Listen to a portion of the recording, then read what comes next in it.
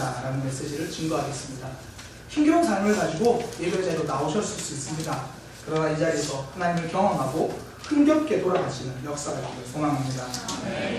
요즘 덥다라는 말이 인사가 될 정도로 무더운 날씨입니다.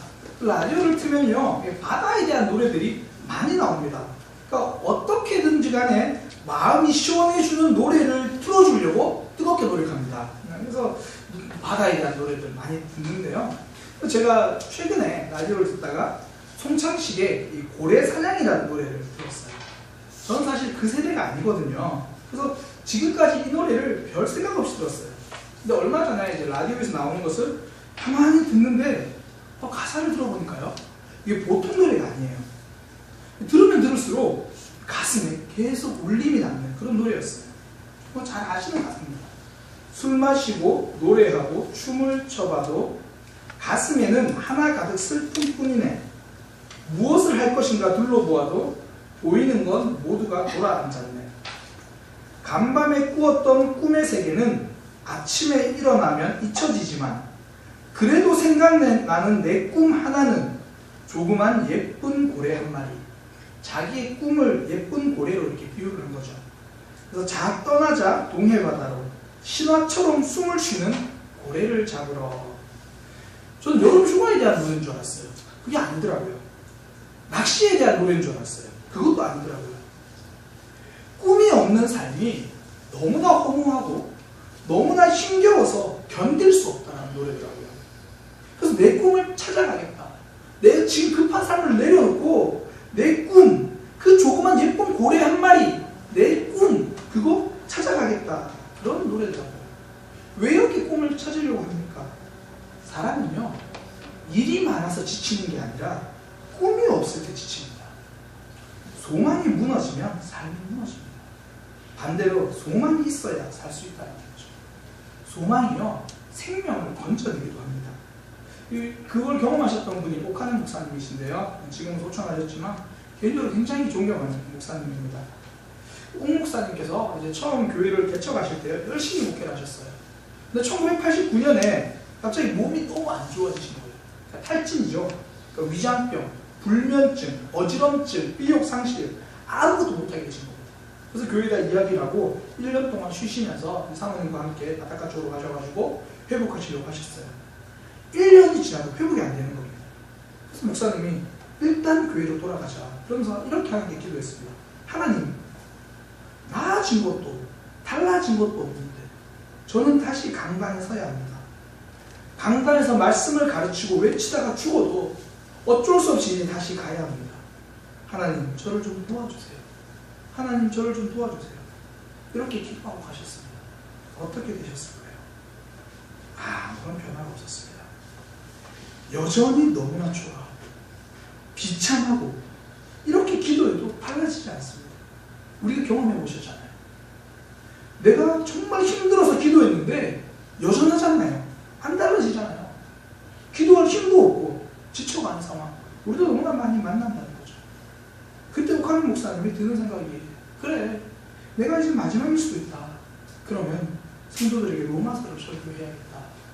1장부터 16장까지 했는데 1년 걸리든 2년이 걸리든 내 생명 살아있는 동안, 하나님이 강단 앞에 설 수 있는 건강을 허락하시는 동안 내가 이거 설교해야겠다. 그러면서 설교하셨는데 2년 동안 로마서를 다 마치셨습니다. 당시 목사님 고백을 읽어보니까요, 너무 탈진된 상태여서 텔레비전을 볼 수도 없고 책도 볼 수도 없는 그런 상황이었다는 거죠. 그런데 내가 이 로마서를 설교해야겠다. 그런 소망 하나가 목사님을 회복시켰고 목사님의 삶과 건강까지 회복시켜 주신 겁니다. 손가락 하나 까딱할 수도 없고 눈꺼풀을 들 힘이 없어도요, 소망이 있으면 살아나더라는 겁니다. 저와 여러분, 우리가 온갖 스트레스 다 받으면서도 내일 아침 일어나서 출근하는 이유가 무엇입니까? 그래도 한 달 고생하면 월급이 나온다는 소망이잖아요. 그 월급이 우리 아이 등록금이 되고 그 월급이 우리 부모님들을 용돈이 되어주니까, 그게 우리 생활비가 되어주니까 그 소망 가지고 버티는 거잖아요. 그래서 내가 지금 너무 힘들어서 못 버티겠다 이런 생각이 들면 그건 일이 힘들어진 게 아니고요, 그걸 버티게 해주던 꿈이 힘들어진 겁니다. 꿈이 사라진 거예요. 그래서 그때는요, 이를 붙들고 씨름하는 게 아니라 꿈을 붙들고 씨름하는 겁니다. 제가 바라는 건요, 우리 사랑의 교회 이 예배 장소가 힘겹게 온 사람들이 여기서 꿈을 발견하고 흥겹게 나가는 겁니다. 교회 오면서 자녀들하고 씨름하고 신경질 내면서 오신 분들도 예배 와서 소망을 발견하고 신나게 걸어 나가는 것, 그게 소망입니다. 오늘 하박국의 기도가 그거예요. 나라가 망한다는 소리 들었어요. 바벨론이라는 적국 때문에 도저히 이길 수가 없는 그런 상황, 자신도 없고 모든 게 무너졌어요. 막막한 현실이고 답답한 상황입니다. 내 힘으로 버틸 수 없는 힘겨운 현실입니다. 보통 이럴 때 터져나오는 기도는 그거죠. 못 살겠다, 힘들다, 포기하고 싶다, 이런 기도잖아요. 왜 우리 집만 이렇고, 왜 내 삶만 이렇고, 이게 기도인지 원망인지 불평인지 이런 게 먼저 나와요. 그런데 하박국의 기도는 좀 다릅니다. 부흥을 이야기합니다. 하나님의 일을 이야기합니다. 힘겨운 현실을 이야기하는 것이 아니라 하나님이 행하실 소망을 이야기합니다. 미래는요, 누구나 두렵습니다. 아니, 철이 들면 들수록 내일이 더 무섭습니다. 그래서요, 세상이 무섭지 않다는 사람보다 현실이 힘겹다라고 말하는 게 더 솔직한 이야기입니다. 그러니까 막무가내로 나는 잘 될 거야, 난 잘할 수 있어, 이런 사람은 진짜 꿈이 있는 사람이거나 아니면 아직 철이 없는 사람입니다. 아이들 보면 알잖아요. 꿈이 뭐냐? 대통령. 예. 아직도 꿈이 대통령인 사람은 아직도 철이 없는 사람이거나 진짜 꿈이어서 그 사람 대통령 될 사람입니다. 사인 받아 두시면 됩니다. 힘들게 틀린 게 아닙니다. 삶이 버겁고요, 내일이 무거운 것은 지극히 정상입니다. 그러니 이제는 비정상적인 기도를 하지 맙시다. 하나님 문제가 없게 해주세요, 힘들지 않게 해주세요. 이건 비정상적인 기도예요. 정상적인 기도는요, 하나님 이길 힘을 주세요, 감당할 힘을 주세요, 이렇게 기도하는 게 정상적인 기도입니다. 그래서 영국의 유명한 설교자 필립 브룩스 목사님이 이렇게 말했습니다. 능력에 맞는 일을 구하지 말고 일에 맞는 능력을 구하라. 문제를 없애주세요라는 비정상적인 기도 말고 문제를 이길 수 있는 능력을 주세요, 그렇게 기도하라. 우리가 구해야 될 능력이 무엇입니까? 소망입니다. 소망이 능력입니다. 소망이 있으면요, 힘겨운 문제도 힘내며 버티는 거예요. 하박국이 기도를 바꾼 건 현실이 아니라 소망이었습니다. 하나님은 오늘 말씀을 통해 우리에게도 이 소망을 주시려는 겁니다. 힘겨운 삶을 이길 수 있는 능력, 힘겨워도 웃을 수 있는 비장의 카드, 이 소망을 붙들고 한 주를, 이 뜨거운 여름을, 우리의 남은 인생을 살아가게 되시는 그런 믿음의 백성 되시기를 소망합니다. 힘든 삶을 이길 수 있는 그 소망 뭐냐면요, 하나님의 개입입니다. 오늘 본문의 3절부터 7절까지 요약하면 하나님의 등장이에요. 하나님이 대만에서 뭐 바란에서 남쪽에서 온다는 이야기인데 뭐 또 빛난다, 이게 전부 하나님의 등장을 말해줍니다. 하나님이 등장하시니까 땅이 진동하고 흔들리고 하나님의 등장, 그거거든요. 근데 길을 가다가 접촉사고 자동차 보잖아요. 접촉사고 하면 이 멈춰서서 보게 돼요. 무슨 일인가, 누가 잘못했나, 혼자서 계산합니다. 저 3대 7인데 계산합니다. 사람의 심리가 그래요. 저도 목사인데도 접촉사고가 나면요, 차를 살짝 속도를 줄이면서 봐요. 궁금하게 봐요. 근데 만약 딱 봤는데 내가 아는 차 번호야, 뭐 우리 어머니고 아버지고 우리 애가 차 몰고 왔는데 그 차인데, 그러면 구경합니까? 아니죠. 내려서서 개입합니다. 하나님이 등장하셨다는 것은 구경하신다는 게 아니고요, 개입하신다는 겁니다. 사랑하면 구경하지 않습니다. 여름철 물놀이 안전사고 이야기 가끔씩 나오잖아요. 안타까운데 애들이 빠지면요, 부모는 위험해도 뛰어듭니다. 수영을 못해도 뛰어듭니다. 몸을 던져서라도 살려냅니다. 십자가는요, 죄에 빠져 호적되던 우리의 삶에 하나님이 뛰어드신 사랑의 이야기입니다. 죄인에게 하나님의 개입이 소망이거든요. 죽을 길에 살 길을 열어주시는 겁니다. 어떤 분이 이렇게 고백하더라고요. 처음에 교회 다닐 때는 뭐가 뭔지 잘 몰랐는데 언제부턴가 말씀을 듣고 부흥회 때 은혜를 받고 그러니까 내 삶이 내 힘으로 온 게 아니라 하나님이 나를 여기까지 오게 만들어 주셨구나, 이걸 깨달았다는 거예요. 학교를 다닐 때도, 직장 생활할 때도, 결혼 생활할 때도, 그전에는 못 모를 때는 나 혼자 내 힘으로 그냥 온 줄 알았는데 그 모든 순간에 하나님의 개입이 있었다, 이거 알게 된 거예요. 저도 이 하나님을 만나고 나서 깨닫게 된 게 뭐냐면, 하나님은 저 하나 예수님 믿게 하시려고요 끊임없이 개입하셨다는 걸 깨달았어요. 이걸 알게 된 거예요. 어릴 때 저는 저희 부모님 교회를 안 다니셨거든요. 여름 성경학교 때 쭈쭈밥 먹으려고 저는 교회를 갔어요. 이게 쭈쭈바가 능력입니다. 그래서 오늘도 많이 쭈쭈바 사줘야 돼요. 주일에 TV 본다고 저는 사실 교회 안 나갔거든요. 친구들이 데리러 온 거예요. 저는 어릴 때는 쭈쭈바가 저를 인도한 줄 알았고 친구들이 인도한 줄 알았어요. 근데 하나님 만나고 보니까 제가 건네받은 쭈쭈바 건너편에 보이지 않는 하나님 손이 있다는 거예요. 저를 불렀던 친구들의 목소리 그 안에 들리지 않는 예수님의 목소리가 들어있음을 알게 되었습니다. 저 하나 교회 나오게 하려고 수많은 세월 동안 수많은 사람들을 통해서 개입하신 거죠. 쭈쭈바는 통로입니다. 친구들은 통로입니다. 전도는요, 목사님 저 전도 못해요, 그런 분이 잘하는 거예요. 왜냐하면 통로거든요. 어차피 쭈쭈바는 능력이 없습니다. 저와 여러분은 능력이 없습니다. 그냥 통로일 뿐이라는 거죠. 그 하나님의 개입을 알게 되는 거예요. 또 어떤 분은요, 하나님이 개입하셔서 죄를 막아주셨다, 제가 그런 고백도 들었어요. 어릴 때부터 교회 안에서 자라고 사업을 하셨던 분인데 사업도 굉장히 잘 되고 전혀 어려움 없이 교회에서도 신앙생활 잘하고, 근데 어느 순간에 사업이 어려워지니까 그때 자기의 본래 신앙 모습을 발견했다는 거예요. 그러면서 하는 말이, 그동안 교회에서 말은 그렇게 했대요.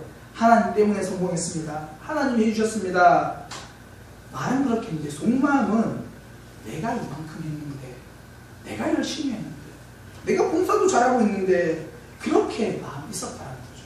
평소에 몰랐대요. 그런데 삶이 어려워지니까 내 안에서, 교회 안에는 있었지만 신앙 안에는 없었던 삶을 보게 됐다는 거죠. 그걸 고백한 겁니다. 하나님이 개입하시니까 그걸 깨닫는 거예요. 하나님이 개입하시면요, 우리의 죄를 막아주시고 우리의 삶을 새롭게 바꿔주십니다. 간음하고 현장에서 붙잡힌 여인 알잖아요. 예수님 앞으로 끌려왔습니다. 간음하다 현장에서 잡혔다, 이 말은요, 이 일이 한두 번이 아니었다는 이야기예요. 현장에서 걸릴 만큼, 그만큼 죄가 삶에 깊숙이 들어와 있던 그런 문제입니다. 우리의 삶, 언제 죄가 겉돌든가요? 우리 심장에 깊숙이 박혀있는 반복적인 죄, 우리를 늘 올가며 있는 문제들, 우리 삶 전체가 죄로 휩싸여 있는 경우가 많잖아요. 그때 걸린 거예요. 그러니까 사람들이 양손에 돌멩이 하나씩 쥐고 다가옵니다. 여인을 노려보면서 빙 둘러섰죠. 이제는 내 삶이 끝났구나, 그런 마음이 드는 거예요. 이럴 줄 알았으면 내가 진짜 좀 새롭게 살걸. 근데 이미 늦었죠. 그때 예수님 딱 한마디 하십니다. 너희 중에 죄 없는 자가 먼저 돌을 들러 쳐라. 이 말 한마디 때문에 죄책감을 느낀 사람들은 자리를 떠납니다. 결국 예수님과 그 여인이 둘만 남습니다. 그때 물으시죠. 너를 정죄하고 고발하던 사람은 다 어디 갔느냐? 아무도 없습니다. 나도 너를 정죄하지 않겠다. 다시는 죄를 짓지 마라. 예수님이 개입하셨습니다.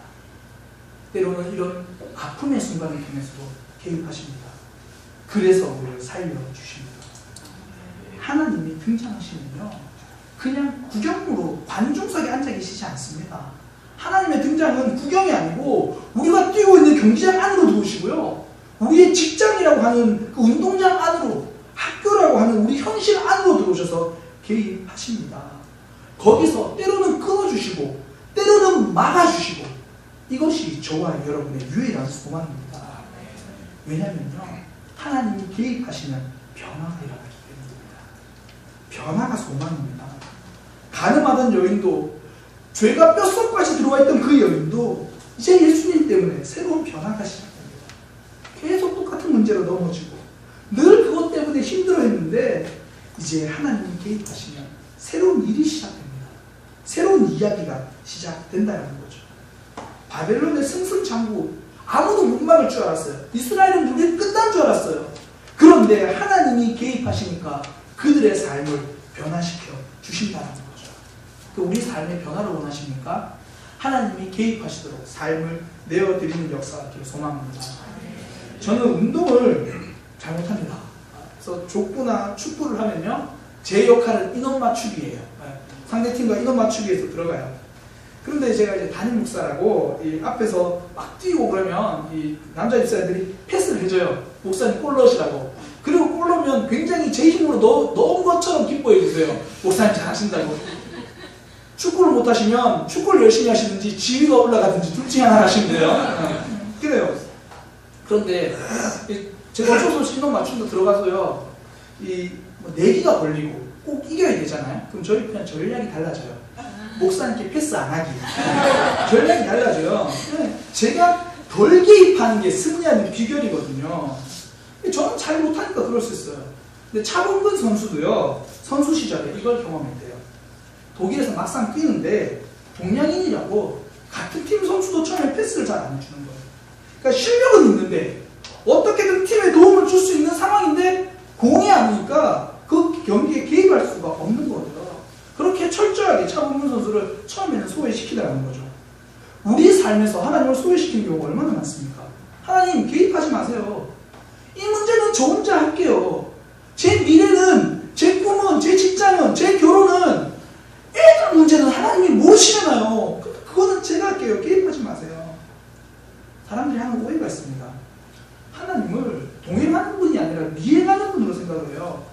우리가 뭘 잘못하고 있는지, 어떤 행동을 하는지 그거 감시하는 분으로 생각합니다. 그러니까 하나님의 개입을 간섭을 느낍니다. 너무 불편하게 느끼는 거예요. 그러니까 하나님은요, 저와 여러분의 죄를 벌하려고 감시하는 분이 아닙니다. 죄를 짓고 넘어져 있으면 회복시켜 주려고 우리 옆에 동행하시는 분입니다. 그렇게 개입하셔서 살려주시는 거죠. 이스라엘 백성들 보세요. 하나님을 떠났거든요. 하나님의 보호하심을 벗어나서 바벨론의 공격으로 힘겹게 살아갑니다. 죄 때문에 지치고 죄 때문에 나약하고 그렇게 살아갑니다. 그때 우리 하나님 오셔서 손 내밀어 주시는 거예요. 회복시켜 주시는 겁니다. 하나님이 성도에게 아픔을 허락하신 이유는요, 넘어지라고 허락하신 게 아니라 하나님의 손잡으라고 그 기회를 주시는 겁니다. 우리 삶 뒤에서 미행하지 않으시고요, 우리 삶 곁에서 동행하고 계십니다. 그래서 간섭이 아니라 개입하시면서 회복시켜 주신다라는 겁니다. 우리의 삶에서 하나님의 개입을 인정하는 순간 새로운 역사, 새로운 이야기는 시작됩니다. 그래서 우리가 이렇게 찬양하잖아요. 고단한 인생길, 힘겨운 오늘도 예수 내 마음 아시네. 지나간 아픔도 마주할 세상도 예수 내 마음 아시네. 2절 이렇게 되더라고요. 하루를 살아도 기쁨으로 가리. 기쁜 일 많이 없잖아요. 그래도 기쁨으로 가리. 예수 늘 함께 하시네. 잘 때 또 회의합니다. 염려 때문에 잠이 안 와요. 그래도 온전히 맡기리. 예수 늘 함께 하시네. 하나님이 개입하신다는 약속입니다. 이것이 우리의 소망입니다. 저와 여러분의 소망입니다. 가장 힘든 순간에도 하나님 함께 계셨고, 가장 외로운 순간에도 하나님 함께하고 계십니다. 우리는 하나님을 외면하고 있을 때 하나님 우리 외면하지 않고 그 손 잡고 우리 삶에 개입해 주신다는 거죠. 그래서 우리 삶은 새로운 이야기가 시작되어 이 자리까지 온 겁니다. 그러니 이제 우리는 힘겨운 삶은 내려놓고요, 흥겹게 새로 시작하시길 바랍니다. 직장생활 내일부터 지칠 겁니다. 그러나 하나님이 거기서 개입하실 거예요. 자녀들하고 늘 시름 있어요. 힘들어요. 그러나 하나님이 우리 자녀들의 삶 개입하고 계십니다. 이게 우리의 소망인 거죠. 이게 성도의 소망입니다. 또 하나 성도의 소망은 뭐냐면 내 편 신앙입니다. 내 편.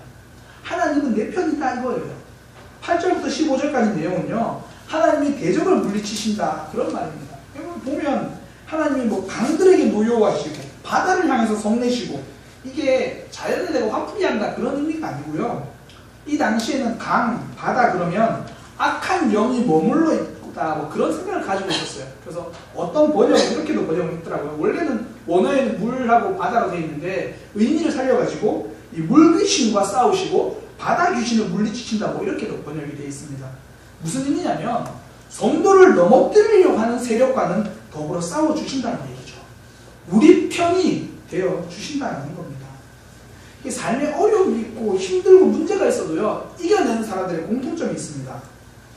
나의 하나님이 있다는 거예요. 모태신앙의 문제가 뭐냐면 엄마의 하나님이 있어요. 아빠의 하나님이 있어요. 부모님의 하나님은 아는데 내 하나님은 없는 거예요. 그러니까 기도는 해요. 하나님이 도와주실 거라고 말은 해요. 그런데요, 굉장히 두루뭉실하게 이야기해요. 언젠가는 도와주시겠지. 기도하면 응답해 주시겠지. 내 삶에 속속히 개입하신다는 생각을 못하는 겁니다. 그 예수전도단의 조이 도우슨이라는 사람이요, 하나님의 음성을 듣는 삶이라는 책을 이렇게 썼습니다. 그 책에 보면 여러분이 잃어버린 볼펜 하나도 하나님은 찾아주시는 분이다, 이렇게 말합니다. 제가 이 책을 누구에게 빌려드렸는지 모르겠어요. 설교 준비하려고 찾았는데 없더라고요. 빌려가신 분은 제가 선물 드렸나요? 꼭 주시기 바랍니다. 제가 선물로 드리겠습니다. 그러면서 하는 말이, 실제로 그 삶에서 잃어버린 펜을 어떻게 찾았는지, 잃어버린 열쇠의 위치를 하나님 어떻게 알려주셨는지, 그거 방법으로 이렇게 잘 나와 있어요. 물론 잃어버린 거 모두 다 그렇게 찾을 수 있다는 건 아닙니다. 그런데 분명한 건요, 그녀의 삶은 하나님과 밀착되어 있다는 거죠. 그녀의 삶에서 하나님은 나의 하나님이고 개입하시는 내 편, 그 하나님을 붙들고 있다는 겁니다. 시편의 다윗의 고백들을 보세요. 언제나 나의 하나님입니다.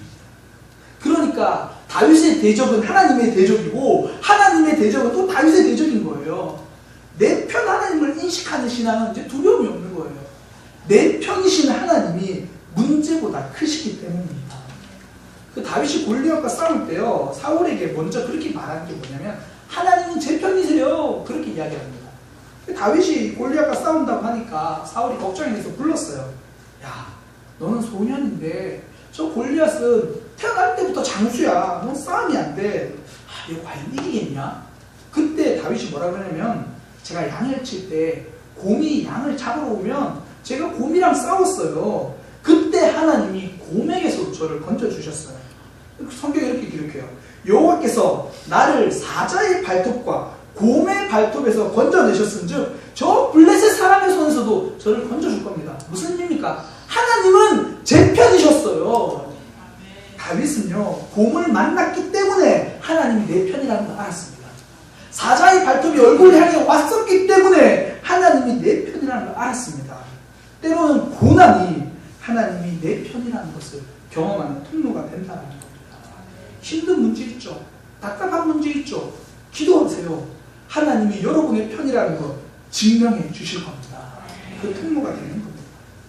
6월절 그 사건 아시잖아요. 애굽의 모든 장자는 죽고 이스라엘은 살아나는 이야기입니다. 하나님이 내 편이다 안 거예요. 근데 6월절이요, 첫 번째 이적이 아니라 마지막 10번째 이적이에요.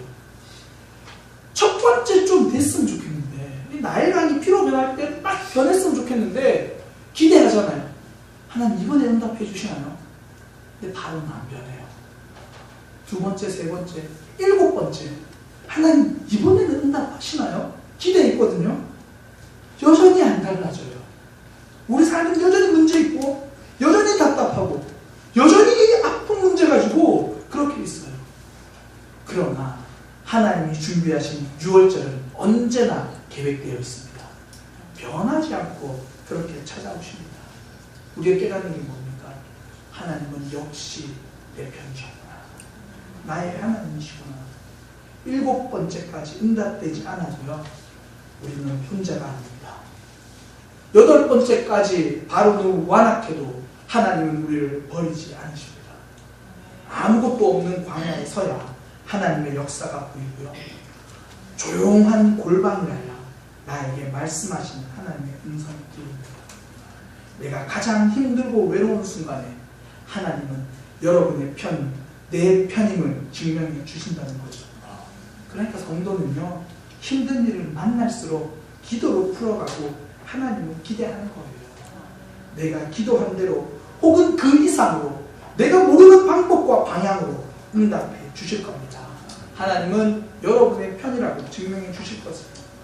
하나님은 다윗이 곰과 싸울 때 혼자 보내신 적이 없습니다.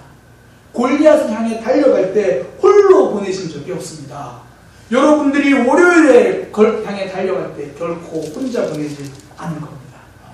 아무도 내 생각 몰라주고, 아무도 내 마음 몰라주고, 아무도 내 꿈을 몰라줘도 여러분은 혼자가 아닙니다. 하나님이 여러분의 편입니다. 하나님이 우리 편입니다. 이게 저와 여러분의 소망입니다. 힘겨운 삶, 하나님이 내 편이 되시니까 승리할 수 있는 거죠. 고래 사냥의 마지막 부분에 가서는 이렇게 되더라고요. 우리의 사랑이 깨진다고 해도, 모든 것이 한꺼번에 잃는다고 해도 우리 가슴 속에 뚜렷이 있다. 한 마리 예쁜 고래 하나가 꿈이잖아요. 우리 삶은 여전히 힘겨운 문제가 있고 내가 준비해놓은 해결책이 무기력해 보일 때가 많습니다. 그러나 우리의 가슴에는 뚜렷이 있습니다. 하나님이 주신 소망이. 그게 우리가 힘겨운 삶을 흥겹게 살아갈 수 있는 원동력입니다. 하나님은 저와 여러분의 삶에 개입하실 겁니다. 우리 편이 되어서 일하실 겁니다. 그러니까 힘들어도 우리 하나님을 고백했으면 좋겠습니다. 고단한 인생길, 힘겨운 오늘도 예수는 내 마음 아시네. 우리 찬양으로 함께 고백합니다.